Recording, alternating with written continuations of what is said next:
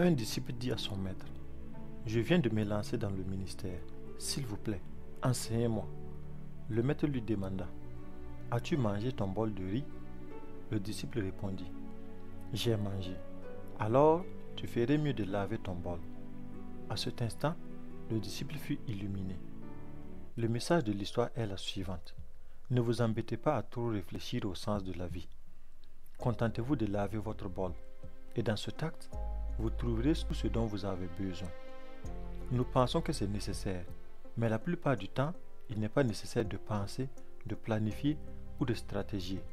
Car au final, le choix que nous ferons n'aura pas une grande importance. Vivez votre vie.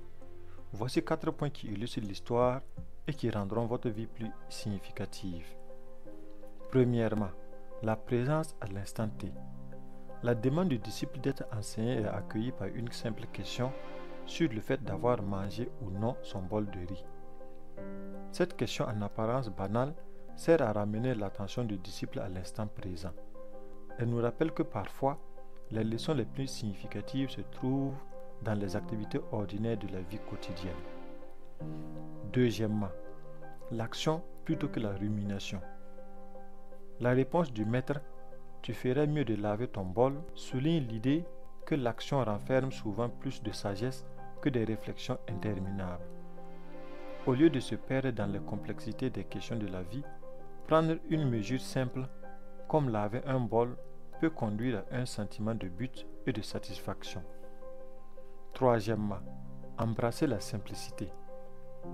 L'histoire nous encourage à simplifier nos vies et à nous concentrer sur ce qui est immédiatement devant nous. En agissant ainsi, nous pouvons trouver le contentement et la signification dans les tâches et les interactions les plus simples.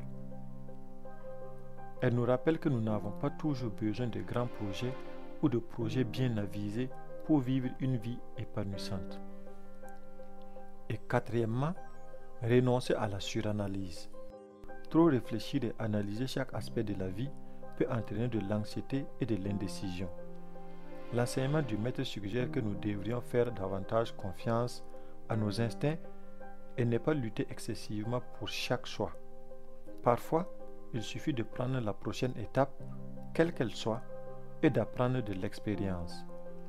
Dans un monde rempli de distractions et de complexité, cette histoire nous rappelle doucement d'embrasser la beauté de la simplicité. Faites-le, vivez simplement, ne soyez pas déprimés, ne réfléchissez pas trop, n'analysez pas trop, c'est votre vie, vous pouvez le faire, faites-le. Merci beaucoup pour votre écoute et soyez richement bénis.